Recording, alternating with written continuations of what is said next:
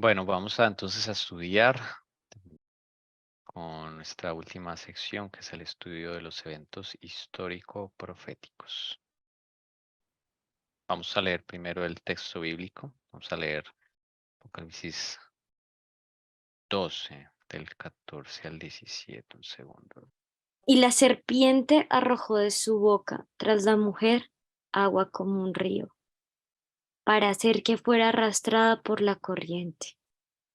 Pero la tierra ayudó a la mujer, y la tierra abrió su boca y tragó el río que el dragón había arrojado de su boca.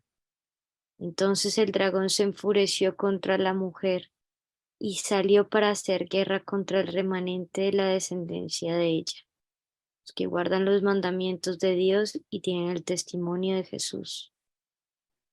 Estamos viendo la historia de cómo los hermanos puritanos llegaron al Nuevo Mundo y que es cumplimiento profético, Apocalipsis 12. ¿Ok? Hemos visto cómo su viaje fue muy difícil, muy tormentoso, muy complicado, pero que en el transcurso del viaje, donde normalmente morían más del 50% de la tripulación en un viaje de ellos, y más del 50% de los viajeros, en este viaje solo murió uno. Entonces, pues en medio de la tempestad hubo bendición. También vimos cómo estos hermanos llegan y llegan guiados por una tormenta, o sea, no llegaron guiados a donde querían llegar, sino a donde el Señor les tenía preparado. Voy a poner aquí un 2 chiquito para poner aquí ese lugar a donde llegaron, que fue providencial. Ese número 2 que vemos allí, la boca, la tierra abrió su boca, Dios usa la boca, la tierra y llegaron. Esa es la bahía de Cape, Capetout, que es donde llegaron, ok, los colonos. Voy a ponerlo en un segundo, en un mapita aquí para que recordemos de dónde estamos hablando. Es Estados Unidos. A ver, un segundo. Es Estados Unidos. Y en la parte norte de la costa de los Estados Unidos, la costa este, está una boquita, podríamos decir. Mire, acá está esta entradita de tierra pequeñita. Esa es la bahía de Cape Cod. ¿Listo?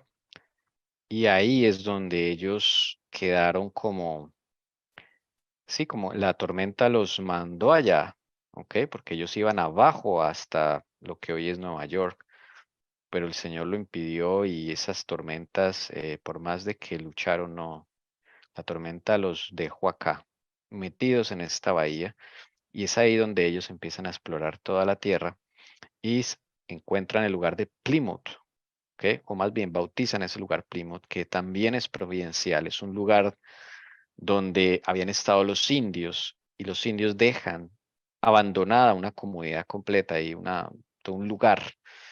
Y ese lugar ya tiene alimento, tiene agua dulce, tiene todo lo que necesitan los hermanos colonos para poder sobrevivir. ¿M? Entonces, ese es otro milagro que vemos del Señor allí. ¿Listo? Durante ese viaje, pues, tan tremendo. Pero digamos, la otra parte del viaje es cuando ya se establecen. El primer año es muy difícil porque no hay comida, no hay cosechas, el barco está dañado, o sea, el Mayflower no puede regresar a Inglaterra. Están solos, además los únicos que están son los indios, los reciben a flechazos, pero en medio de eso nacen dos niños, o sea, hay mujeres embarazadas y en la profecía de Apocalipsis 12 hay una mujer embarazada con dolores de parto, ¿sí? Y allí, pues hasta en esas partes se ve que esto es algo profético, providencial. Y hay dos niños que nacen, ¿no? Uno que nace en medio del océano y otro que nace en el barco ya llegando ahí a la bahía de Cape Cod. Cuando llega a la bahía de Cape Cod, entonces esos dos niños nacen allí en medio del viaje. Esta es la cunita donde lo mecían al niño. Y en especial nos referimos a ese niño que nace estando ya en la bahía, pero todavía no en tierra. Y ese niño se llama Peregrino. Lo llaman Peregrino, ¿ok? apellido White, Peregrino White. Y sí, este bebé es el tatarabuelo de John White, el papá de Jaime White, quien sería después entonces uno de los pioneros de la Iglesia Adventista del Séptimo Día. Ahí entendemos cómo por medio de estos hermanos colonos, ahí hay descendencia de esa mujer que es la Iglesia del Señor. Satanás sabía muy bien quiénes estaban allí y sabía muy bien que esta profecía se iba a cumplir. Entonces él hizo todo lo que pudo para detener ese barco, pero no pudo porque el poder del Señor es más grande. Y el barco llegó y llegaron los colonos y la señora que estaba embarazada tuvo a su bebé. El otro bebé que nació en alta mar se murió a los 7 años exactamente, pero este bebé fue el primero que nació en tierras americanas y es quien carga allí, es como la descendencia de la mujer, es impresionante. Y leímos también en el mismo libro de biografía del hermano Jaime White cómo esto se cumplió y que este bebé cuando crece, se hace adulto, le dice a su hijo mayor, le da unas hebillas que su papá le había dejado. El papá de este bebé muere a los 2 meses, solo queda la mamá viva. Entonces este bebé peregrino, em, sí, va creciendo ya en Estados Unidos, se vuelve un personaje ahí en la bahía y después se integra a una iglesia. Y de ahí él le dice a su hijo mayor, le da unas hebillas rodilleras, como unas hebillas que usaban en esa época en la rodilla para amarrar el pantalón a la media, como bien lo vemos allí en los personajes franceses. Y entonces estas hebillas, él le dice que las guarde y se los pase a su primogénito, cuando tenga su primogénito varón. Y así sucesivamente lo pasen de generación en generación. Y Jaime White dice, yo vi a mi papá con esas rodilleras durante 30 años, tenía esas hebillas, ¿ok? Y eran muy familiares para mí. Por medio de esas hebillas rodilleras de plata que se dejaron de generación en generación, cuando llegan a la séptima generación, se la dan a John White. Él es el papá de Jaime White, el famoso diácono White. Y allí como que se completa la profecía, ¿no? La descendencia. Ese niño va a tener un propósito para el Señor. Y el papá de Jaime White, John White, él recibe el mensaje milerita, ¿no? Él es uno de los que vive en el chasco también, uno de los que acepta el sábado como día de reposo, un hombre de Dios, muy temeroso de Dios, el papá de Jaime White, junto con la mamá. Y esa es la gran historia, ¿no? De por qué, cómo se conecta los hermanos peregrinos con nosotros los adventistas. Por eso es que si ese barco no llega, hermanos, esto se dilata más. Tal vez usted y yo no estaremos acá sentados, ¿no? Porque una pequeña distorsión en la historia y todo se atrasa, que eso es lo que quería el enemigo. Pero ese barco llegó. Entonces vamos a ver un poquito de esos hermanos, el primer año, bueno, ya vimos un poco de eso, ¿no? El primer año fue muy difícil, no había para comer, no se podía cultivar, todo estaba cubierto de nieve, hasta tal punto que un día solo tenían una mazorca por ahí y la mazorca la dividieron en granitos para cada familia, imagínense, les tocó unos granitos para cada familia. La gente empezó a enfermar de neumonía, enfermedades respiratorias, el frío en ese año fue asolador. Ellos pensaban llegar en verano, pero les cogió el invierno. Mm, como pudieron, ellos vivieron en el barco mientras podían construir casas porque no había dónde vivir. Y así en medio de como que no sabes qué hacer, empezaron a morir personas durante el invierno, a tal punto de que cada día moría una o dos personas y el día que más murieron fueron 7 personas. De las 100 personas De las 102 personas que llegaron, 52 sobrevivieron al invierno. Fue muy duro. Un día llega un indio a la aldea. La gente se asusta, las mujeres se asustan. Pero el indio parece que les va a decir algo. Y esta es otra providencia de Dios. Vamos a ver qué sucede. Dice, alrededor del 16 de marzo, cierto indio se acercó audazmente entre ellos y les habló en un inglés entrecortado, que bien podían entender, pero que les maravillaba. Al final entendieron, hablando con él, que no era de estas partes, sino que pertenecía a las partes orientales, donde algunos barcos ingleses venían a pescar, con lo que estaba familiarizado y podía nombrar a varios de ellos por sus nombres, entre los que había aprendido su lengua. Su nombre era Samoset. Les habló también de otro indio llamado Escuanto, nativo de este lugar, que había estado en Inglaterra y hablaba inglés mejor que él.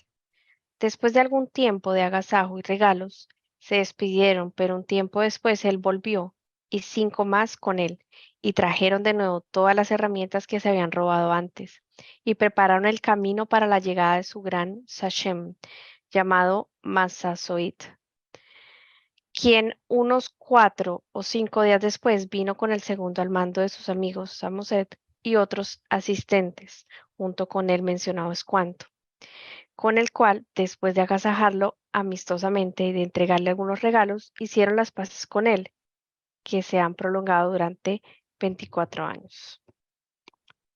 Este es del mismo diario de William Bradford, uno de los que viajaban en el barco. Entonces, de un momento a otro llega un indio. Ese indio se llama Samoset. Después de que lo recibieron a flechazos otros bueno, habían varias tribus, ¿no? Pero aquí llega una tribu especial, Samoset. Y este Samoset pues les habla en buenos términos. Trae a otros amigos que saben hablar algo de inglés. Es cuanto. Ellos aprendieron a hablar inglés así, escuchando a los ingleses, ¿no? Es increíble, ¿no? Los indios. Pero Dios tenía un propósito también con ellos porque siempre hablamos pues de los indios en América y los indios eh, los masacraban, los vendían como esclavos. O sea, la vida de ellos fue muy difícil cuando llegaron los colonos, lastimosamente. Más la parte de los españoles que la de los ingleses. Los ingleses de pronto eran un poco más tolerantes, pero sí había mucho racismo. Entonces, este hombre eh, tiene acá un propósito, ¿no? Es cuanto le trajo a otro amigo y de ahí le trajeron a su gran jefe, ¿no? Se llama el Sachem. Ese es Massasoit. Era el líder de esa tribu. Y ellos hacen una especie de convenio, las paces de paz. Y dentro del convenio que hacen es que pues deben cuidar juntos en la guerra, ¿no? Porque así como hay esta tribu, digamos, amigable, hay otras que son eh, violentas. Y también pues entre los colonos va a haber problemas después. Entonces, esto es clave, digamos, esta alianza porque esto les va a permitir sobrevivir a ese terreno tan inhóspito que era la bahía de Cape Cod porque era virgen ese terreno, salvo los indios, nadie conocía ni siquiera cómo cultivar. Entonces es clave esta parte. Después de estas cosas, regresó a su lugar llamado Sowams, a unas 40 millas de este lugar, pero Escuanto continuó con ellos y fue su intérprete, y fue un instrumento especial enviado por Dios para su bien más allá de lo que esperaban. Les indicó cómo sembrar su maíz, dónde pescar y cómo procurarse otras mercancías, y también fue su guía y les hizo de guía para llevarlos a lugares desconocidos para su provecho, y nunca los abandonó hasta su muerte. Interesante. Es cuánto se quedó con ellos. Mire, si ve que hasta los indios Dios les tiene su misión, o sea, todo el mundo. Y él es cuánto les enseñó cómo sobrevivir allá, cómo sembrar el maíz de allá, dónde pescar, sí, cómo conseguir las cosas para construir. fue clave este hombre, ¿no? Y así fue, así narran las crónicas. Y fue un momento a otro que llegó, un momento clave. Entonces, eso fue bien bonito, bien interesante porque se hace como una alianza con los indios, siendo ellos paganos, ¿no? Pero dice acá, fue un instrumento especial enviado por Dios. Si el Señor no manda a ese hombre, esta gente no sobrevive porque no había nada, no había absolutamente nada que hacer ahí. En un invierno tan crudo, con nieve todo por todos lados, no se podía ni cultivar ni hacer nada y ya no tenían provisiones. Entonces llega en el momento clave. Dios está con estos hermanos. Ellos entonces empiezan, ya cuando llega la primavera, ya la gente empieza a mejorarse de salud y empiezan a cultivar y pues se hace una sociedad muy interesante con los indios, cosa que no pasó con la otra colonia de Virginia, que ya estaba ahí hace 13 años. Y alguno dirá, bueno, pero la primera colonia no fue esta, la primera colonia fue la de Virginia, sí, pero la colonia de Virginia la masacran en el 1622. Impresionante. Los indios masacran esa colonia y no dejan nada de esa colonia prácticamente, solo unos pocos sobrevivientes que los dejaron, pero para contar la terrible historia. Entonces, realmente Estados Unidos no nace con la colonia de Virginia. Estados Unidos nace con la colonia de Plymouth en Massachusetts. ¿Ok? Y es profético, tenía que ser así porque el Señor, es una promesa del Señor, esa tierra que le daba a su pueblo. ¿Ok? Después de 1260 años de persecución, pues esta tierra debería alistarse. Y la misión de estos hermanos colonos, pues es esa, alistar la tierra. ¿Ok? Entonces, ellos sin saberlo están cumpliendo la profecía de Apocalipsis 12. Entonces, el indio es cuánto les va a ayudar en todo. Y ahí esa colonia puede subsistir. Es clave eso. Cuando ya tienen su primera cosecha de maíz, la celebran dándole gracias a Dios y hacen un banquete, hacen una cena junto con los indios, invitan a los indios y van a agradecer a Dios y ese es el Día de Acción de Gracias, el famoso Día de Acción de Gracias que aún hoy en día se celebra en Estados Unidos. Y eso fue más o menos para octubre, noviembre que hacen esta cena. Ahí en la foto vemos a un bebecito aquí, mira. Ahí está Peregrino White. ¿Ok? El tatarabuelo de John White, el papá de Jaime White. Entonces, esa fue la primera celebración de Acción de Gracias.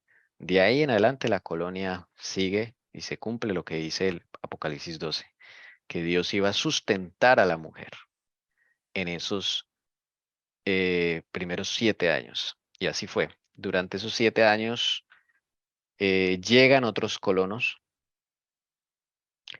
llega otros que se quedaron en la primer viaje, más o menos en el 1624, 23 empiezan a llegar, o un poquito más, 25. En 1624 llega el ganado, entonces eso también es otra provisión. Todo esto financiado por los que antes eran pues, sus enemigos, ¿no? Eso es lo más curioso, ¿no? El mismo rey Jacobo, enviándoles todo esto, ¿no? Claro, a él le convenía que esta colonia prosperara porque a la fecha no había prosperidad en la nueva tierra, es decir, mientras España ya estaba colocando virreinatos y estaba creciendo en Sudamérica, Inglaterra no había logrado nada. O sea, las dos facciones estaban en pelea, ¿no? En lucha por la tierra, por el poder. Mientras que la facción papal sí había logrado mucho en Sudamérica, en estas tierras, Inglaterra no había logrado mayor cosa. Los virreinatos de España ya tenían colonias, ya tenían cosas establecidas, seguían conquistando tierras, eh, recolectando oro y recursos, bueno, todo lo que se llevaron. Pero los ingleses a esta altura de la historia no habían logrado nada. Los únicos sobrevivientes eran esta colonia. Los demás no habían prosperado las otras colonias. Entonces es clave esta colonia. ¿Ven? Y por eso Dios lo proyecta de esa forma, porque así estaba escrito y eso es porque Dios quiere que esta tierra sea de su pueblo. Entonces, todas estas cosas que le empiezan a enviar, les empiezan a enviar dentro del acuerdo. Recuerden que aquí hay un acuerdo comercial. Hay unos inversionistas de la facción de la Roma imperial que están financiando todo este viaje. Entonces, mientras ellos son autónomos, ellos les tienen que proveer muchas cosas. Entonces, les proveyeron ganado, les proveyeron recursos para construir las casas, dividieron la tierra. Hay una división de tierra muy al estilo de cuando los israelitas llegaron a la tierra prometida. Es como si Dios les da una tierra prometida y dividen la tierra entre las familias que sobreviven allí. Lo curioso, en los primeros 10 años no hay más de 300 personas allí. No hay más de 300 personas. Entre estas familias, cuando se acaba el acuerdo de los 7 años, se divide la tierra entre estas familias y ya ellos son autosostenibles. Y ahí, digamos, se termina esa parte de la profecía. ¿Mm?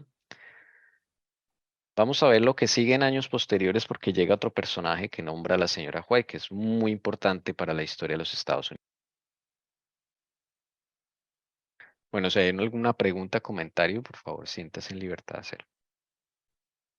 El deseo de tener libertad de conciencia fue lo que dio valor a los peregrinos para exponerse a los peligros de un viaje a través del mar, para soportar las privaciones y riesgos de las soledades selváticas y con la ayuda de Dios echar los cimientos de una gran nación en las playas de América.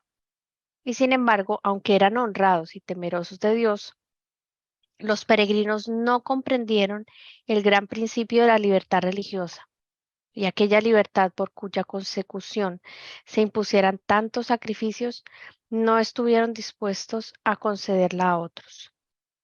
Muy pocos, aún entre los más distinguidos pensadores y moralistas del siglo XVII, tuvieron un concepto justo de ese gran principio, esencia del Nuevo Testamento, que reconoce a Dios como único juez de la fe humana. La doctrina que sostiene que Dios concedió a la Iglesia el derecho de regir la conciencia y de definir y castigar la herejía es uno de los errores papales más arraigados. Aquí está uno de los errores que tenían los hermanos, desde luego, no eran perfectos, ¿no? Ellos se fueron por libertad de conciencia. Eso fue la semillita que Dios les puso en su corazón para cumplir la profecía. Y ellos, siendo obedientes a esa pequeña semillita, fueron y cruzaron el Atlántico y ya vimos todo lo que pasó. Entonces, pero ellos tenían algo, digamos, en contra. ¿M? Ellos no estuvieron a conceder a otros esa libertad por la cual lucharon. Entonces, es que era muy tenaz, muy arraigado, estaba en la mente de los hombres el regir las cuestiones religiosas. ¿M? Entonces, como ellos pues todavía no tenían esa luz, ellos fundaron una estado iglesia, se llama, ahí en la bahía de Massachusetts, a tal punto de que ellos juzgaban cada caso, ¿sí?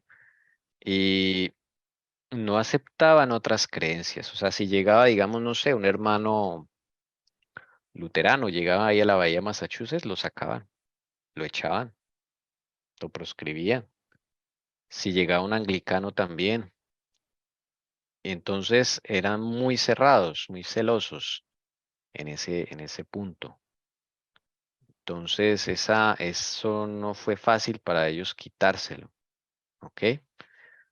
Por eso vemos allí historias y películas como La Letra Escarlata. Bueno, no la hicieron película, pero es una historia real, es basada en un libro, ¿sí?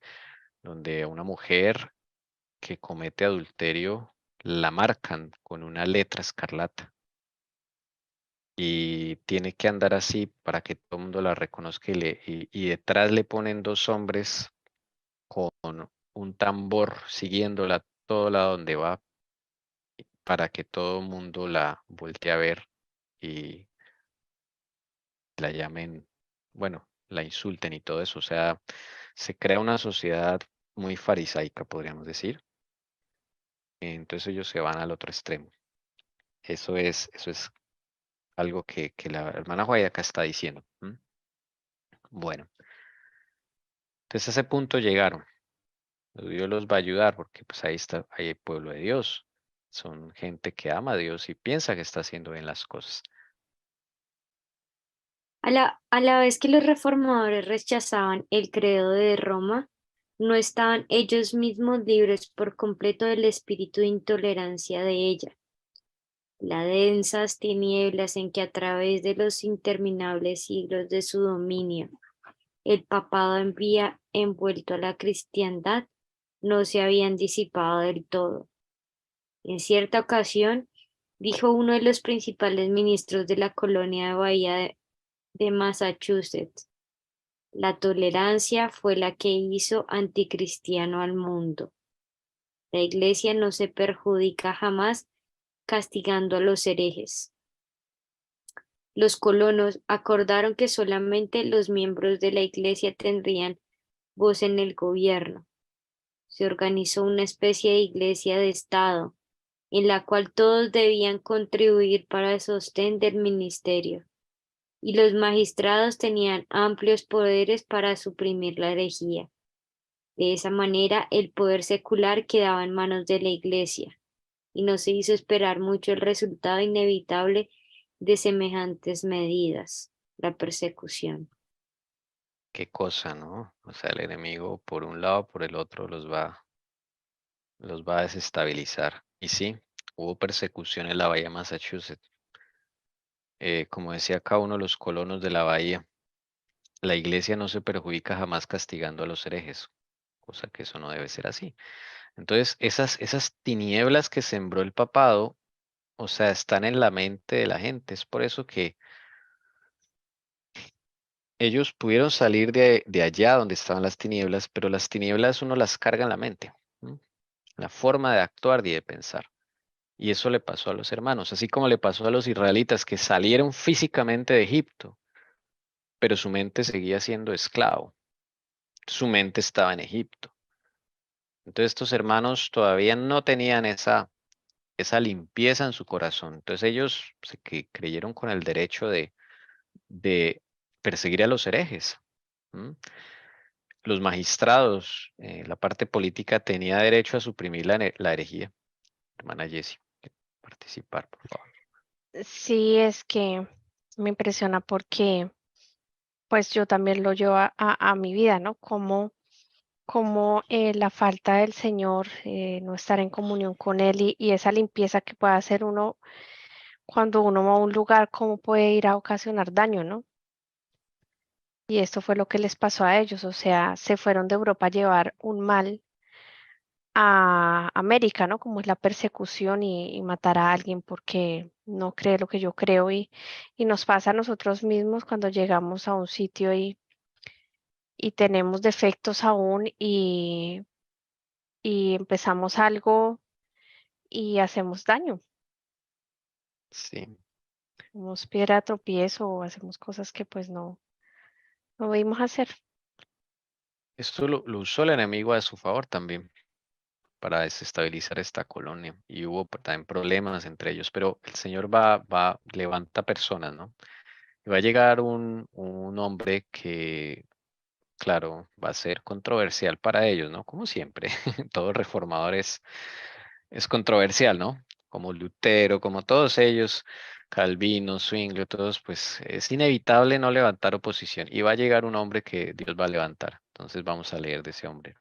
11 años después de haber sido fundada la primera colonia, llegó Roger Williams al Nuevo Mundo.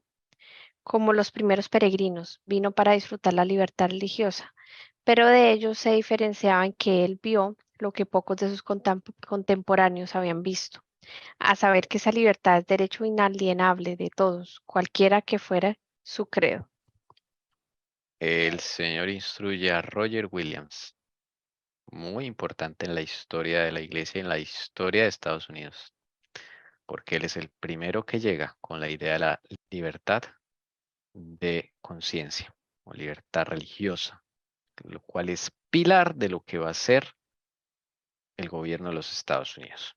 Entonces, claro, él llega como cualquiera de los hermanos por el deseo de la libertad, de conciencia, pero cuando llega a la bahía de Massachusetts, ve que no hay libertad de conciencia. ¿Me entienden? Sí. Entonces él, pues llega con estas ideas, desde luego no va a caer muy bien a los hermanos, como suele suceder. Van a Jesse, sigamos, es el mismo párrafo. Es tan amable.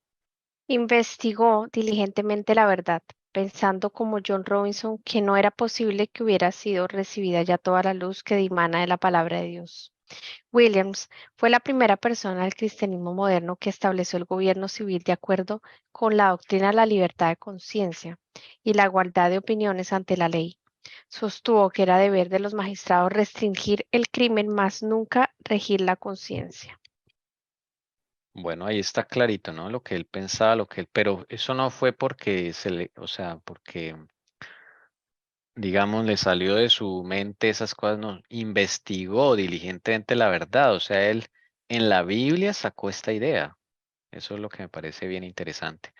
Así como el pastor John Robinson, que el John Robinson nunca llegó al Nuevo Mundo, él se murió después, no alcanzó a llegar. Y él decía, John Robinson dice que había más luz en la palabra y algo que no está bien acá. Cuando él llega allá y ve todas estas cortes, todo esto persiguiendo herejes y todo eso, dijo aquí, o sea, ¿qué está pasando? ¿Sí? Salimos de una persecución para entrar a otra. Entonces, no, dice, él se pone a estudiar la palabra y saca de allí este principio de el libre albedrío. Y de allí saca el principio de la libertad de conciencia.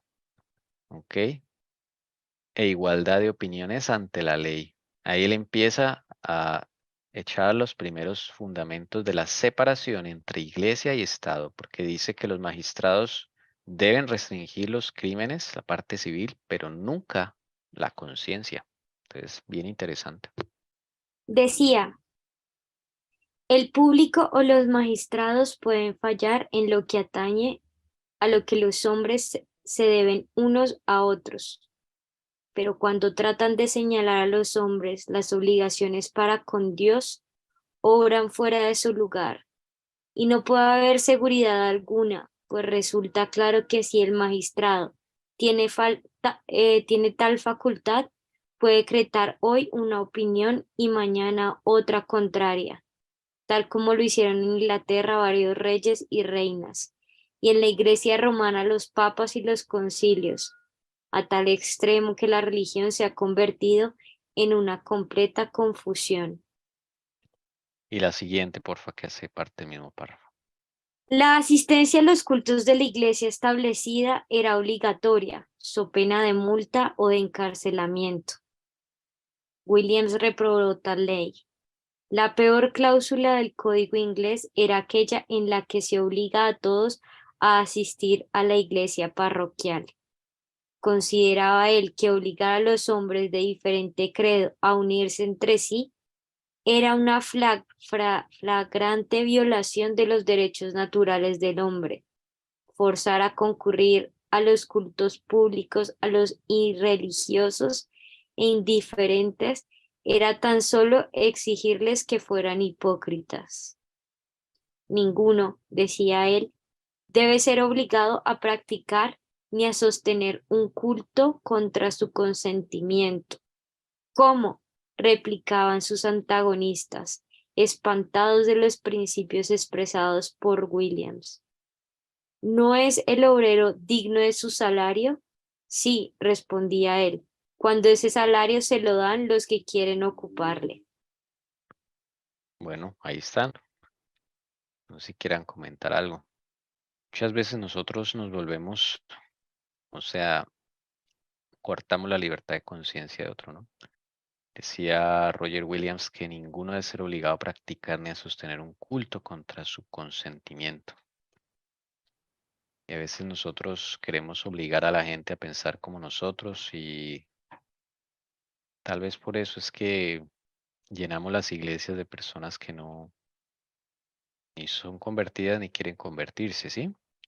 Y es también culpa de nosotros, porque cuando casi que obligamos a la gente a bautizarse, ¿no? Eso es una práctica que viola la libertad de conciencia, ¿no? Como para hacer una aplicación también en nuestro medio, en nuestras iglesias. yo no debo, yo debo orar por la persona y presentarle la verdad, pero de ahí a motivarlo para que se bautice, para llenar blancos y todo eso es incorrecto, ¿no? Es la persona en su intimidad con Dios, en su relación que sale y debe fluir de su corazón el entregarse a Cristo a través del bautismo, pero no usar métodos persuasivos que la lleven a hacerlo o asustar inclusive a la persona, ¿no? Que si no haces esto y entonces te vas a perder y todo eso. No es así. Entonces, qué importante es la libertad de conciencia. Hay familias donde la asistencia a la iglesia es obligatoria, ¿sí? Y obligatoria y sin amor, ¿no? Eso es, mejor dicho, hay que cuidar mucho esas cosas, porque no nos podemos desviar ni a derecha ni a izquierda, ¿no? Y los que tienen hijos tienen que ser muy sabios en esas cosas con el Señor. Sobre todo ya hijos que tienen una mayoría de edad y tienen poder de decisión. Hay que tener mucho cuidado de no violar la libertad de conciencia de ese hijo y hacer más bien un mal que le coja odio a las cosas de Dios, sino un bien. Hay que pedir mucha asistencia y sabiduría al Señor, que solo Él sabe cómo el equilibrio, ¿no? También cuando tenemos invitados, cuando personas que no son de nuestro credo llegan a nuestra casa por alguna u otra motivo, cómo nos comportamos con ellos, los obligamos a que se comporten como nosotros, o sea, queremos que ellos pues sean, sean ya pues adventistas, cosa que ni nosotros mismos todavía podemos decir que ya somos del pueblo de Dios pues 100%, digamos en cuanto a santificación, en cuanto a, me refiero a eso, ¿no? En cuanto a redimidos, pero sí exigimos que otras personas pues caminen derechito y tal vez les obligamos a comer cosas que ellos no están acostumbrados solo porque nosotros, sí, queremos seguir las buenas costumbres y terminamos poniendo cargas que ni nosotros mismos podemos llevar. Entonces, todo esto podemos aplicarlo a nuestro diario vivir en nuestra casa, ¿no? En nuestro trato con otras personas de otros credos o personas que son del mundo, cómo nosotros las tratamos. ¿Mm? Ahí está el principio del amor. Principio del amor. Bueno, si alguien quiera comentar algo, vamos a avanzar. Bien, ¿cómo le fue entonces a Roger Williams con estas ideas? Dice Roger Williams era respetado y querido como el ministro fiel, como hombre de raras dotes, de intachable integridad y sincera benevolencia. Sin embargo, su actitud resuelta al negar que los magistrados civiles tuvieran autoridad sobre la Iglesia y al exigir libertad religiosa no podía ser tolerada. Se creía que la aplicación de semejante nueva doctrina alteraría el fundamento del Estado y el gobierno del país. Le sentenciaron a ser desterrado de las colonias y finalmente, para evitar que le arrestasen, se vio en la necesidad de huir en medio de los rigores de un crudo invierno y se refugió en las selvas vírgenes. Sus mismos hermanos lo sacaron. ¿Mm? O sea, siempre es el mismo patrón, ¿no? Dios le revela algo nuevo a alguien y hay una resistencia en la congregación y muchas veces la persona tiene que irse. O sea, la persona no viene a hacer un credo nuevo ni a hacer nunca un reformador yo le he visto que tenga intención de hacer una nueva iglesia, una nueva denominación, nunca, ni Lutero ni nadie estaba con esas intenciones. Pero por la rechazo y la reacción de los que se esperan que lo apoyen o al menos orar para decir, ¿será que es del Señor o no? Lo terminan apartando y echado a un lado a esa persona. Entonces, si la persona es fiel a lo que Dios le reveló, pues él tiene que irse para poder cumplir su objetivo. ¿Ven? Entonces, no fue fácil para Roger Williams, le tocó escaparse de sus propios hermanos en pleno invierno. Ahí le sacaron una foto, una pintura con su Biblia y su bastoncito. No había más y así se fue de esa colonia. ¿Y ahora qué va a hacer? ¿Quién lo va a recibir? Hermana Jessie, siga leyendo esto que hace parte del mismo párrafo, por favor. Durante 14 semanas, cuenta él, anduve vagando en medio de la inclemencia del invierno, careciendo en absoluto de pan y de cama. Pero los cuervos me alimentaron en el desierto. Wow. Y el hueco de un árbol le servía frecuentemente de albergue. Así prosiguió su penosa huida por entre la nieve y los bosques casi inaccesibles, hasta que encontró refugio en una tribu de indios cuya confianza y afecto se había ganado esforzándose por darles a conocer las verdades del Evangelio. O sea, él terminó perseguido como un hereje. Ujú, tal cual, sí. ¿Quién lo acogió? Los paganos, mire. Una tribu de indios. Increíble. Pero miren que él antes había trabajado con los indios. Dice, cuya confianza y afecto se había ganado esforzándole por darles a conocer las verdades de qué? Del Evangelio. Mire qué bonito. Y entonces ahí se cumple como la parte donde Jesús dice, porque tuve hambre y me diste comer, tuve sed y me diste beber. ¿Sí? Estuve desnudo y me vestisteis. Y algunos en esa época, cuando Jesús lo resucite, dirán, ¿y cuándo hicimos eso, Señor? Sí, estos indios que supone que no conocen nada, ¿cuándo hicimos eso? Entonces el Señor les va a responder, por cuanto lo hiciste a uno de estos mis hermanos más pequeños, es como si lo hubieran hecho para mí. La fe de los indios era mínima, porque pues Roger Williams, sí, pasando por la barrera del idioma, las costumbres, todo, y porque Roger Williams estaba perseguido, pero con eso mínimo los indígenas lo recibieron. Al fin él encontró una tribu y lo recibieron con todos, le dieron alimento, lo dieron techo, y lo declararon su líder. Y es que algo muy bonito de Roger Williams, él decía, las tierras hay que comprárselas a los indígenas, ¿sí? La tierra no es para apropiársela, no, porque es de ellos. Hay que primero comprársela y después sí establecerse, no como estaban haciendo los ingleses y españoles, que eso, arrasando todo. Eso era algo que también tenía Roger Williams y eso también, por eso también no le gustaban. Eh, Dice, la hermana Cira aquí me está reconviniendo en algo. Dice, la fe no era mínima, lo que era mínimo era su conocimiento. Muchas gracias, sí, señora. Tiene toda la razón. Corregimos. La fe de los indígenas no era mínima, lo que era mínimo era su conocimiento, sí, porque son dos cosas diferentes. Pero Como la el fe era caso grande, de Job, como que el ese caso de... sí, él no tenía mucho conocimiento, o sea, era lo que él conocía, o sea, su fe respondió a lo que él conocía. Interesante, sí, señora. Sí, entonces estos indios actuaron, o sea, en ese caso tendrían una fe grande, ¿sí? Porque al recibir en su tribu, darle abrigo, comida y techo a alguien que era muy ajeno a ellos, muy diferente, manifestaron su fe, pero veían en él alguien especial. Y el Señor usa estas personas para rescatar a este siervo, porque si no, imagínense, interesante. Bueno, y de allí hacen un cuadrito como el que ven ustedes. Él cruza el río cuando ya está moribundo, porque él está muy mal, ¿no? Miren las condiciones que veía. Entonces lo recogen en la barquita y lo llevan allá donde los indios. Bueno, que se espera que sus hermanos son los que hagan esto, ¿no? Ay, señor. Bueno, eso nos va a pasar también en los tiempos finales, cuando estemos huyendo.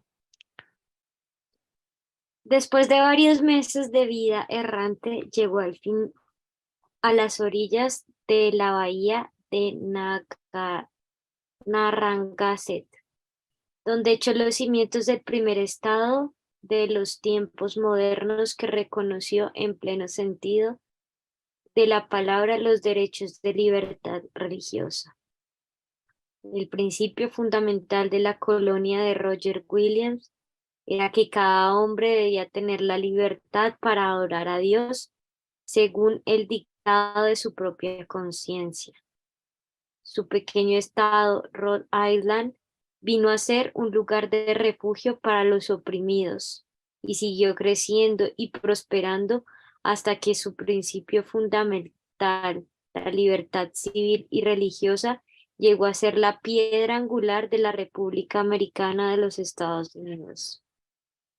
Con este hombre nace esa piedra angular de la República de los Estados Unidos, porque Roger Williams llega a un sitio allí con los indígenas y él termina fundando una colonia. eh, pero sus intereses no son de tierra ni riqueza ni nada como en otras partes, ¿no? Él quiere es libertad religiosa, o sea, tener un sitio donde realmente se respete eso.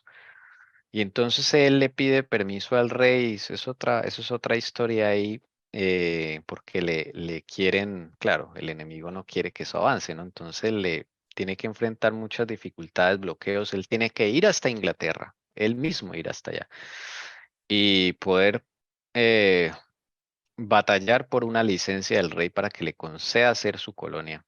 Claro, como él no es de sangre de nobles ni de todo eso, pues es muy difícil.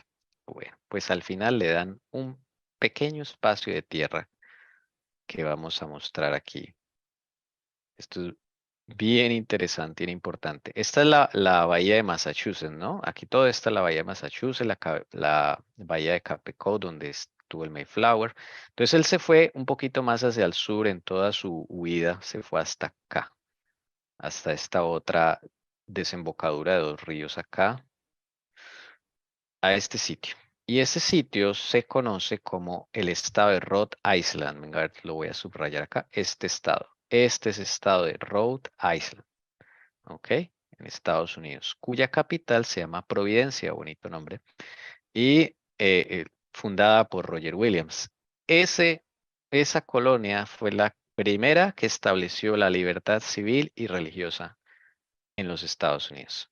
O sea que, y su historia, y Roger Williams, siervo de Dios, y fue la primera colonia con un gobierno totalmente separado de la religión. Desde luego eso atrajo un montón de gente y noten ustedes que Rhode Island es muy chiquito, es una colonia pequeñita, es un estado pequeñito. Ya lo voy a subrayar. En comparación a Massachusetts, mire, Massachusetts es todo un cuadrante grande, ¿sí? Capital Boston, todo eso. New Hampshire, grande, Vermont, grande, Maine, donde nació la hermana White. Son estados grandes. Perdón, aquí que se me fue la conexión un poquito. Em, sí, Maine, Vermont, New Hampshire, Nueva York, ni qué decir, Massachusetts. Miren lo que es Rhode Island, no es nada, pequeñito, ¿sí ven? Esa fue la colonia, la primera colonia con libertad civil y religiosa. Ahí está la piedra angular de los Estados Unidos de América. De esos principios es que se cogen los llamados padres de Estados Unidos, Thomas Jefferson, Benjamin Franklin, George Washington, todos ellos se cogen de ahí, de esos principios, para establecer la Declaración de Independencia de los Estados Unidos y posteriormente la Constitución de los Estados Unidos con sus enmiendas. ¿Ok? Y la primera enmienda es esta, la de la libertad religiosa. Es la primera enmienda de los Estados Unidos. Entonces, no se lo inventó George Washington, no se lo inventó Thomas Jefferson, ellos mismos lo dicen, no se lo inventó ninguno de ellos. Esto es algo que estableció un siervo de Dios, Roger Williams, en el estado de Rhode Island. Desde luego, cuando se funda ese estado, pues, todo el mundo quiere ir allá, entonces eso se vuelve grandísimo, ¿no? Quiero decir, se vuelve muy popular entre las personas, muy popular. Y claro, la capital Providencia es una ciudad muy linda, muy bonita hoy en día de los Estados Unidos. No es tan turística ni popular, pero es muy linda y tiene mucho significado, sobre todo para nosotros, el pueblo de Dios, ¿no? Qué bonito. Bien, ese es entonces Roger Williams y, y su colonia que va a ser Rhode Island. Ese es el estado de Rhode Island. ¿Ok? Y acá está la foto oficial de la Declaración de Independencia, Thomas Jefferson, Benjamin Franklin, George Washington, todos ellos cuando están redactándola. Esta primera enmienda se basa en lo que Roger Williams fundó allí en Rhode Island. ¿Ok? Entonces no se lo inventaron ellos. Y eso trajo a muchas personas, judíos, empezaron a huir a Rhode Island, ¿ok? Perseguidos también. Hermanos de todas las denominaciones, todos, calvinistas, luteranos, de Iglesia Reformada ya en Escocia, de todas denominaciones, cuáqueros, menonitas de Países Bajos, empezaron a llegar a Rhode Island porque podían ejercer su fe y no sufrían, digamos, persecución de ningún tipo, de ningún tipo. Esa es la historia de Roger Wheeler en la libertad religiosa. Vamos a ver aquí, lo dice la hermana White en el siguiente texto. En el antiguo documento que nuestros antepasados expidieron como su Carta de Derechos, la Declaración de Independencia, declaraban lo siguiente: sostenemos como evidentes estas verdades, a saber que todos los hombres han sido creados iguales, que han sido investidos por su Creador con ciertos derechos inalienables, que entre estos están la vida, la libertad y la búsqueda de la felicidad. Y la Constitución garantiza en los términos más explícitos la inviolabilidad de conciencia. No se exigirá examen alguno religioso como calificación para obtener un puesto público de confianza en los Estados Unidos. El Congreso no dictará leyes para establecer una religión ni para estorbar el libre ejercicio de ella. Ok. Esa es la Declaración de Independencia y la Constitución. Acá la hermana White cita dos cosas. La Declaración de Independencia, que es en 1776, y la Constitución, que es 1789, si mal no estoy. Ok.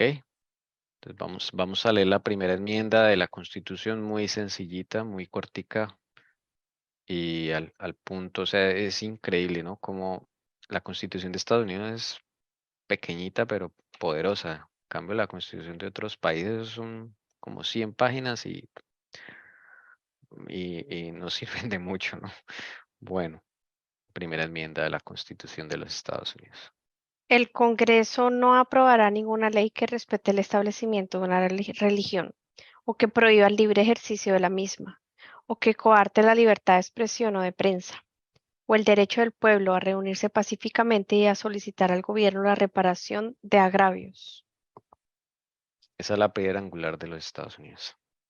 Cuando eso se eche por tierra, se acaba los Estados Unidos. Es su fundamento.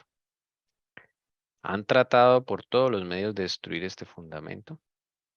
Años han intentado enmendar esta enmienda, tumbarla.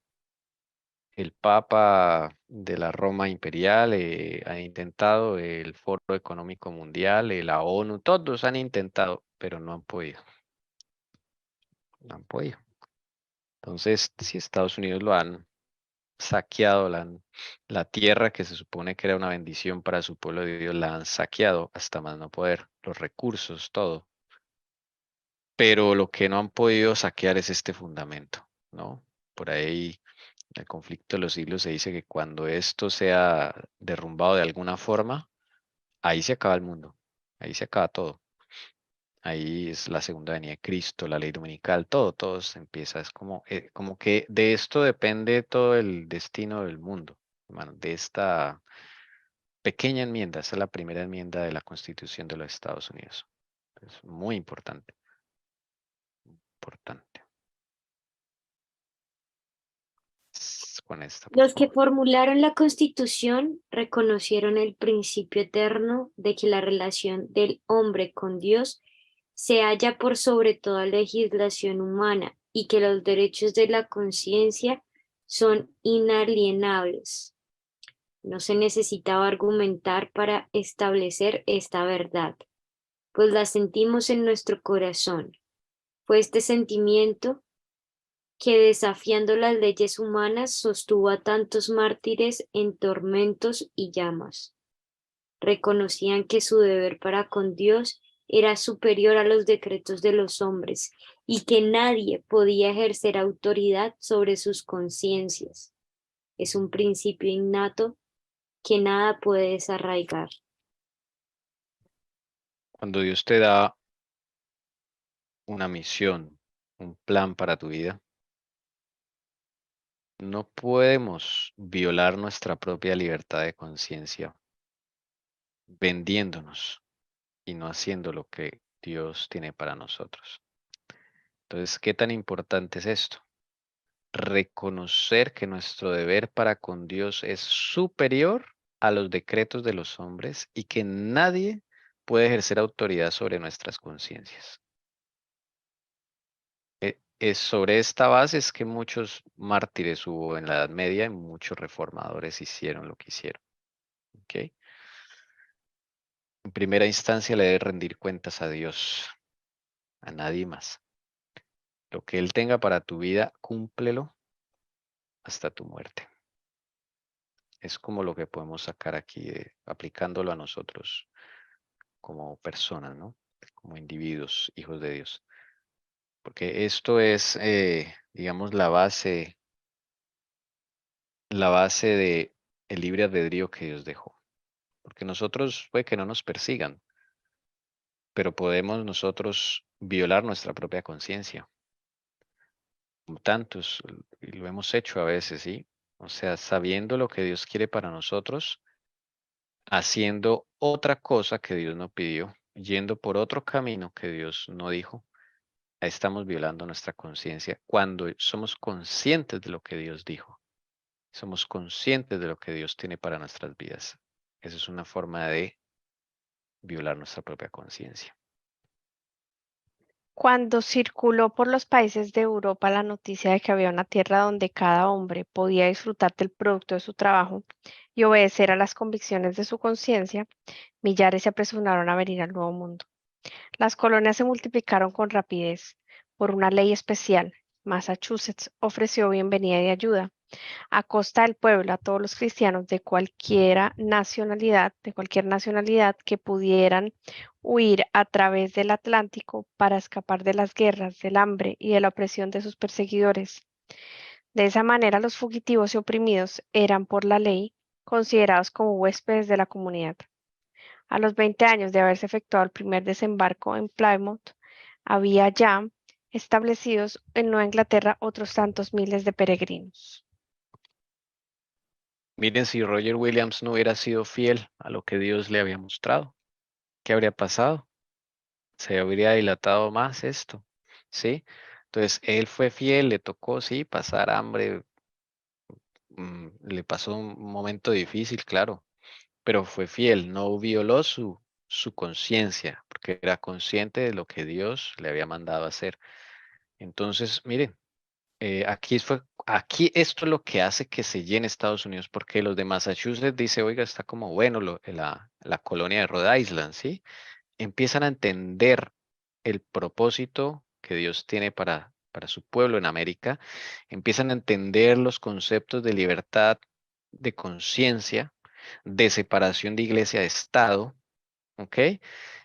Y Massachusetts es uno de los primeros que entiende eso, entonces se le suma a Rhode Island, ¿ok? Y así otros estados empiezan a entenderlo y empiezan a sacar leyes para ofrecer albergue a todos aquellos que pudiesen huir a través del Atlántico. Claro, todo esto pues atrajo muchas personas, hugonotes, menonitas, calvinistas, luteranos de todas partes de Europa. Y así se empezó a llenar los Estados Unidos de América, lo que intentó la Roma imperial por muchos años no lo logró, sino por el principio que Dios tenía para su pueblo de la libertad de conciencia. Interesante. Y ahí es cuando se empieza a llenar Estados Unidos, por esto que sucede, por lo de el principio de libertad religiosa que Dios estableció a través de Roger Williams. Ahora sí se empieza a llenar Estados Unidos, pero así empiezan a llegar buques y buques y buques, todos oprimidos y perseguidos. Pero notemos cómo fue el transcurso, ¿no? Tiene que primero llegar un barco llamado Mayflower para que empiece todo. Si no, no se da esto. Entonces nosotros tenemos un papel en la historia como pueblo de Dios. Debemos cumplirlo, ¿ok? Es eso es lo que nos va a dar felicidad y satisfacción en la vida. Cumplir con lo que Dios tiene para nosotros. Eso es una alegría que nadie te puede dar y una paz cuando tú cumples el propósito que Dios tiene para tu vida. Es maravilloso. Con el fin de asegurar lo que buscaban, se contentaban con ganar apenas su subsistencia y se acomodaban a una vida de frugalidad y de trabajo. No pedían de aquel suelo sino la justa retribución de su propio trabajo. Ninguna visión de oro venía a engañarles en su camino. Se conformaban con el progreso lento pero firme de su estado social. Soportaban pacientemente las privaciones de la vida rústica y regaron con sus lágrimas y con el sudor de su frente el árbol de la libertad hasta verlo echar profundas raíces en tierra. No es fácil. Siempre van a haber obstáculos, como dice acá. Lágrimas, sudor. Pero eso es lo que va a hacer que salgan ese árbol que Dios quiere hacer en nuestra vida, ¿no? Estamos aplicando estas cosas de Estados Unidos a nuestra vida porque son principios, son leyes divinas, ¿ok? Entonces, cuando queremos cumplir el propósito de Dios, no vayas a esperar que sea sencillo, no vas a esperar que todo se dé color de rosa y que ya lo vas a cumplir, no. Se va a levantar una guerra. Entonces, Apocalipsis 12 también es algo en el cual nosotros estamos metidos. Sí, si tú quieres cumplir el propósito de Dios, se levantan mil dificultades, es difícil, hay sudor y lágrimas. Hermana y hermano, estás en Apocalipsis 12. Eres parte de esa gran mujer que es el pueblo de Dios. ¿Sí? No estás cómodo en el mundo, o sea, estás en un camino que Dios te propuso y la serpiente se va a oponer. Sí, se va a oponer. Pero estamos con Cristo y el éxito estará asegurado. Podrán haber dificultades y derrotas aparentes, pero el éxito está asegurado con Cristo. Siempre con Cristo, esa es la clave. Entonces, no nos desanimemos, no echemos para atrás, porque las cosas aparentemente vemos que no se dan o hay mucha oposición. Levántate y cumple el propósito que Dios tiene para tu vida. En el nombre de Jesús. La Biblia era considerada como la base de la fe, la fuente de la sabiduría y la carta magna de la libertad. Sus principios se enseñaban cuidadosamente en los hogares, en las escuelas y en las iglesias, y sus frutos se hicieron manifiestos en lo que se ganó en inteligencia, en pureza y en templanza. Se podía vivir por años entre los puritanos sin ver un borracho, ni oír una blasfemia, ni encontrar un mendigo. Quedaba demostrado que los principios de la Biblia son las más eficaces salvaguardias de la grandeza nacional. Las colonias débiles y aisladas vinieron a convertirse pronto en una confederación de estados poderosos, y el mundo pudo fijarse admirado en la paz y prosperidad de una iglesia sin papa y de un estado sin rey. Sin papas y sin reyes. Y eso lo vio el mundo. Fue muy próspero y muy bonito ver Estados Unidos en esos primeros años, los primeros 100 años, diría yo. Una escuela primitiva de los Estados Unidos, cuando no había sistema educativo ni nada de esas cosas que nos han metido en la cabeza, donde la gente aprendía, así como ustedes lo ven, en un pupitre hecho de un árbol, del tronco de un árbol, donde los que dictaban la clase tenían su Biblia ahí en su escritorio. Eso era el tema central, la base de toda la educación. era la Biblia, el trabajo también, claro, las matemáticas, las ciencias, pero la base era la Biblia. Entonces era muy bonito, ¿no? Las mentes sin esa influencia del mundo. Y desde luego, eh, el enemigo iba a hacer guerra contra la descendencia de la mujer. Y el dragón, la Roma imperial, tiene planes para Estados Unidos.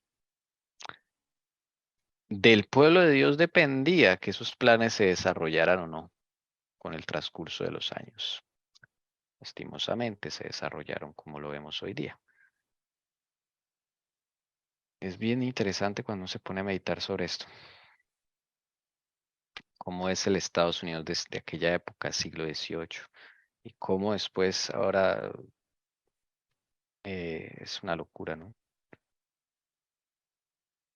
Bueno, no solo Estados Unidos, sino el mundo, porque el mundo después acogió este modelo. Cuando el mundo empieza a ver la maravilla que es Estados Unidos, empiezan a imitar el modelo de Estados Unidos.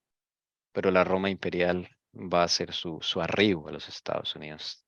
O sea, ellos dejan que se llene, pero Dios no les va a dar entradas dependiendo de la iglesia si va a cumplir los propósitos de Dios. Y ahorita vamos a ver que no los cumplió. Vamos a leer. Pero un número siempre creciente de inmigrantes arribaba a las playas de América, atraído e impulsado por motivos muy distintos de los que alentaran a los primeros peregrinos. Si bien la fe primitiva y la pureza ejercían amplia influencia y poder subyugador, estas virtudes se iban debilitando más y más cada día en la misma proporción en que iba en aumento el número de los que llegaban guiados tan solo por la esperanza de ventajas terrenales. La multitud mixta, ¿se acuerdan cuando Israel sale de Egipto, que se le unió una multitud mixta que llama la Biblia? Pues acá también sucede lo mismo. O sea, el enemigo usa las mismas estrategias, ¿no? Y entonces él estimula a varios que van a llegar a América, pero ya no con motivos nobles, sino con motivos egoístas. ¿M? Las ventajas terrenales, la prosperidad, claro. Se dan cuenta que hay mucha riqueza en Estados Unidos, dan tierras muy fácil, tierras muy fértiles, muy buenas, recursos naturales, un vasto continente menos por explorar. Entonces empieza a llegar gente que nada tiene que ver con la religión, con los propósitos de Dios. ¿Cómo reacciona la iglesia frente a esto? La medida adoptada por los primitivos colonos de no conceder voz ni voto ni tampoco empleo alguna en el gobierno civil, sino a los miembros de la Iglesia, produjo resultados perniciosos. Dicha medida había sido tomada para conservar la pureza del Estado, pero dio al fin por resultado la corrupción de la Iglesia. Siendo indispensable profesar la religión para poder tomar parte en la votación o para desempeñar un puesto público, muchos se unían a la Iglesia tan solo por motivos de conveniencia mundana y de intrigas políticas, sin experimentar un cambio de corazón. Ahí está el problema, ¿sí ven? Entonces, este pedacito no fue el problema, ¿no? No hubo total separación entre iglesia y Estado, dice acá, y fue algunos estados, no fueron todos, ¿sí? Donde para poder acceder al gobierno civil, a las ventajas del Estado, tenían que pertenecer a la iglesia. Por eso dice acá, siendo indispensable profesar la religión para poder votar, tener un empleo público. Entonces muchos se empiezan a unir a la iglesia por conveniencia. Eso es lo que pasa. Por intrigas políticas empieza ahí a aparecer ciertos personajes. Entonces, esto contamina a la iglesia. Mana Carito. La siguiente, por favor. Sí, señor.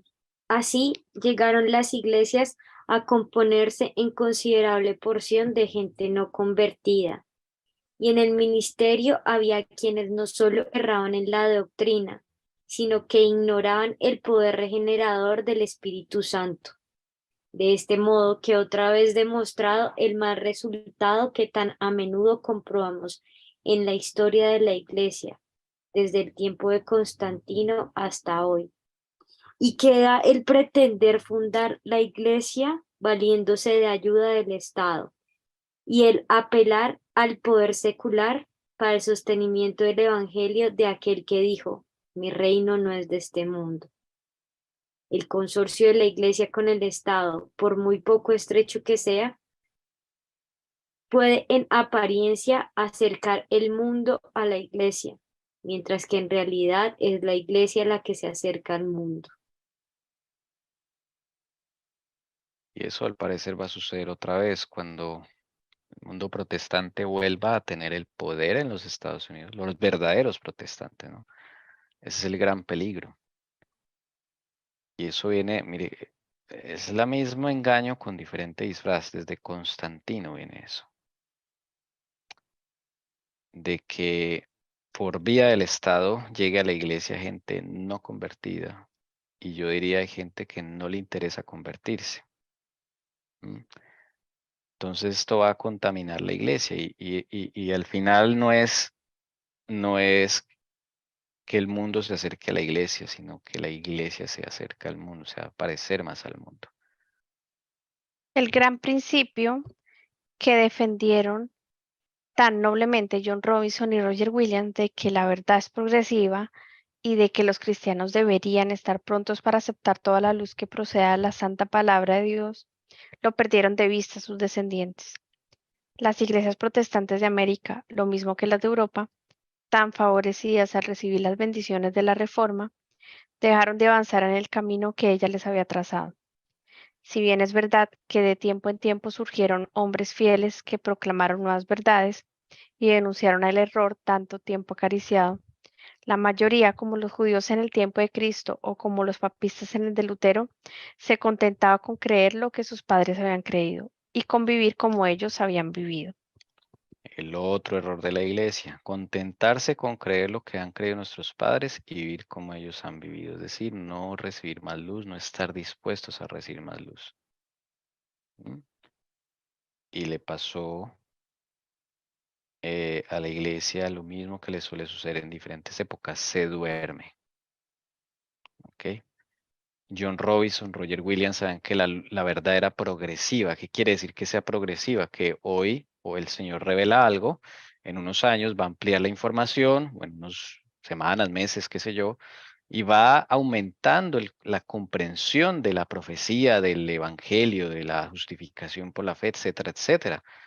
Pero nosotros debemos estar, ¿qué?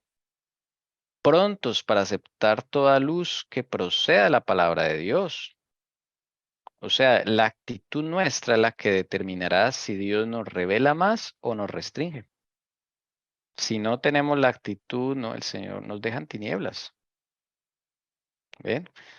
Tan bendecidos estuvieron en Europa con la reforma, pero solo llegaron hasta ahí. Y hoy en día hay gente que solo llegó hasta la reforma. Y para ellos, pues sí, Lutero fue un siervo de Dios maravilloso. Pero es que nosotros no podemos quedarnos con la vida de Lutero. Tenemos que vivir nuestra propia vida y generación con Cristo. Ni de Lutero ni de nadie más, ¿no? No es nuestra. Otros hermanos que vivimos la vida de la señora White. ¿Y dónde está tu historia con Jesús? La señora White tuvo su historia con Jesús y estará en el reino de los cielos, pero eso no quiere decir que tú la tengas ya la entrada al reino de los cielos, porque sigues a Helen White, a la hermana White. Debes construir tu vida con el Señor y cumplir el propósito que Dios tiene para ti. Esto le pasó a la iglesia. Por eso cuando la hermana Joya acá está recorriendo los Estados Unidos, la estado de la iglesia de los Estados Unidos en los siglos XVIII, se fue durmiendo. Cuando llega el siglo XIX y está dormida la iglesia. ahí el Señor levanta a Guillermo Miller, que ya esa es otra historia que después vamos a ver. Bien, ¿quién le toca, hermana? Ya vamos a acabar. Hermana Carito, creo que le toca, hermana Jessie. Sí, señor. Carito le toca. De consiguiente, la religión degeneró de nuevo el formalismo. De consiguiente, la religión degeneró de un nuevo formalismo, y los errores y las supersticiones que hubieran podido desaparecer de haber seguido la Iglesia avanzando en la luz de la palabra de Dios, se conservaron y siguieron practicándose. De este modo, el espíritu inspirado por la Reforma murió paulatinamente, hasta que llegó a sentirse la necesidad de una reforma en las iglesias protestantes, tanto como se necesitará en la iglesia romana en tiempo de Lutero. Se notaba el mismo estupor espiritual y la misma mundanalidad, la misma reverencia hacia las opiniones de los hombres y la sustitución de teorías humanas en lugar de las enseñanzas de la palabra de Dios. Pensemos cómo está en general la iglesia y el cristianismo. Formalismo, o sea, los programas por encima de las personas. Es más importante el programa que cualquier otra cosa, ¿sí? Errores de todo tipo, ¿no? Supersticiones. Para que pensemos cómo está el mundo hoy en día, porque esto estuvo en la época de Estados Unidos, finalizando siglo XVIII, comenzando siglo XIX, ¿ok? Dice la hermana White que ese espíritu de la reforma fue muriendo paulatinamente. Y entonces se requiere que, en ese instante se requiere una reforma a nivel general, así como se necesitó en tiempo de Lutero. Estupor espiritual, ¿qué es estupor espiritual? Estupor es como un sueño, como las vírgenes que se durmieron, que les dio un sueño eso pesado, así que usted siente ese espiritual, o sea, no levanta uno cabeza, no le interesan las cosas espirituales, piensa uno que todo está bien. Mundanalidad, pues es una consecuencia de ese adormecimiento. Ah, pero eso es reverencia hacia las opiniones de los hombres. Eso está por encima de cualquier cosa, es increíble. Teorías humanas, eso sí, sin yo mirar la palabra de Dios, pues no voy a saber si es una teoría humana lo que me están diciendo o es una enseñanza de la palabra de Dios. Y así está la iglesia hoy en día. Por eso necesitamos una reforma. ¿Ok? Por eso Dios tiene que permitir lo que va a permitir, que la iglesia sea zarandeada. Terminemos con las últimas dos diapositivas. La vasta circulación que alcanzó la Biblia en los comienzos del siglo XIX y la abundante luz que de esa manera se esparció por todo el mundo no fue seguida por el adelanto correspondiente en el conocimiento de la verdad revelada, ni en la religión experimental. Satanás no pudo, como en las edades pasadas, quitarle al pueblo la palabra de Dios, que había sido puesta al alcance de todos. Pero para poder alcanzar su objeto, indujo a muchos a tenerla en poca estima. Los hombres descuidaron el estudio de las Sagradas Escrituras y siguieron aceptando interpretaciones torcidas y falsas, y conservando doctrinas que no tenían fundamento alguno en la Biblia. Satanás no pudo detener la vasta circulación e impresión de la Biblia en diferentes idiomas. Eso se dio porque eso era profético. Pero lo que sí pudo es quitarle la estima a la palabra y robarnos esas ganas de estudiarla, de saber estas cosas que Dios tiene para nosotros. Por eso los hombres descuidaron el estudio de la palabra.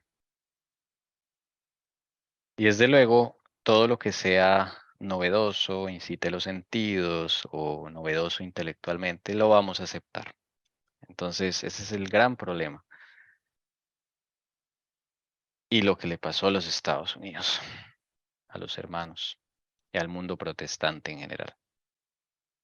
Viendo el fracaso de sus esfuerzos para destruir la verdad por medio de la persecución, Satanás habría recurrido de nuevo al plan de transigencias que condujo a la apostasía y a la formación de la Iglesia de Roma. Había inducido a los cristianos a que se aliasen no con los paganos, sino con aquellos que por su devoción a las cosas de este mundo demostraban ser tan idólatras como los mismos adoradores de imágenes. Y los resultados de esta unión no fueron menos perniciosos entonces que en épocas anteriores.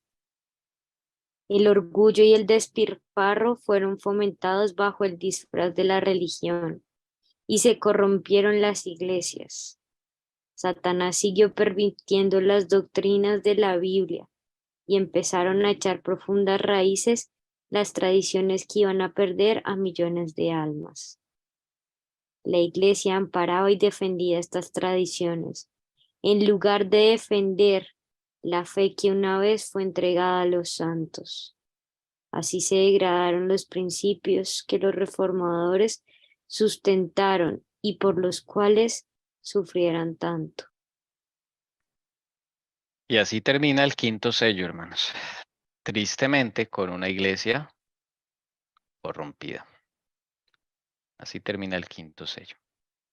Finalizar siglo XVIII, iniciando siglo XIX, la iglesia no está en su mejor forma. ¿Ok? La estrategia que usó el enemigo, acá la hermana Juárez la llama la transigencia. Empezar a hacer alianzas, ya no con los paganos, como en la época de la Roma antigua, sino por aquellos que no les interesa ni la conversión ni la espiritualidad, sino las cosas de este mundo. ¿Ve? Por eso David no se metía con cualquiera. Eso contamina realmente, o sea, no es por ser elitista, ¿no? Pero es que, o sea, tú debes unirte con personas que te aporten, con las que compartas, sí, no es por discriminar, desde luego, sino si tú quieres crecer, pues debes estar con Jesús, comunión con Jesús, pero también, pues del mundo no te puedes volver un monje, pero sí buscar personas que te aporten, personas que estén en ese mismo plan de querer ser diferentes, ser convertidos, ser redimidos, liberados, que podamos compartir ese mismo lenguaje. Entonces, eso es lo que le pasó a la iglesia ese entonces. La prosperidad llegó a los Estados Unidos, las personas que amaban el mundo, pero la iglesia, en lugar de darles un mensaje, no estaban listas para darles un mensaje porque habían rechazado toda luz nueva, pues no tenían nada que aportarles a estas personas y más bien si ellos empezaron a unir con el mundo. Y entonces empieza el disfraz de la religión, ¿sí? Disfraz de la religión, las formas, bueno, todo es más importante que cualquier otra cosa, el programa, o sea, cuando llega Guillermo Miller, él tiene es un siervo levantado por Dios para levantar a las iglesias, porque las vírgenes están dormidas en ese entonces, principiando el siglo XIX. Bueno, hermanos, ahí termina el quinto sello, después de, no sé cuánto tiempo duramos en el quinto sello, pero fue mucho. Y termina ahí, en Estados Unidos, con la profecía de Apocalipsis 12. Ya no hay mártires, ya no hay derramamiento de sangre por persecuciones. El poder del Papa, de la Roma papal, ha sido sometido. Llega después Napoleón, le pone su herida al Papa y, la Roma imperial pone a sus papas. Y ahí es otra historia, pero ya la iglesia no enfrenta esas cosas, enfrenta estos problemas que está hablando la señora White. Y se duerme la iglesia. No sé si alguien quiera comentar algo más, preguntar algo más. Y así está los Estados Unidos y el mundo. Pero el Señor tiene su plan. Él no ha fallado nada. Se ha dilatado las cosas, pero ahí ahorita todo se está ya empezando a conmover, ¿no? Para que su pueblo empiece a mirar a Jesús nuevamente, empiece a despertarse. Bueno, si no hay comentarios, aportes, aquí finalizamos el 5.º sello y los invitamos a seguir estudiando, hermanos. Los invitamos a la tarde. Continuamos si la hermana Carito iba a decir algo. Que muchas gracias. Gracias al Señor Jesús que nos permitió acabar otro sello más. A mí me da susto cuando empezamos otro sello porque es como si se empezaran a pasar cosas en la vida de uno como complicadas. No sé, esto va como muy acorde con las cosas que vivimos a diario. Entonces vamos a destapar otro sello con la ayuda del Señor, que es el 6.º. Si alguien quisiera orar para finalizar. Vamos a arrodillarnos, los que nos podamos arrodillar. Padre Santo, Padre bueno, gracias. Gracias por todos estos aprendizajes que nos muestras, Señor. Porque nos muestras tu luz y la misericordia que has tenido desde todos los tiempos para con esta humanidad, Padre Santo. Señor, te pedimos que tú seas nuestra guía y nuestro sostén.